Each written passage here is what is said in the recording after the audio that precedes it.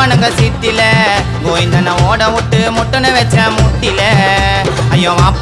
வாப்பா உன் கத்தியை எடுத்து வீசு நான் உனக்கு மேல பார்த்துட்டேன்டா எவ்வளவு பெரிய கேசு ஐயோ வாப்பா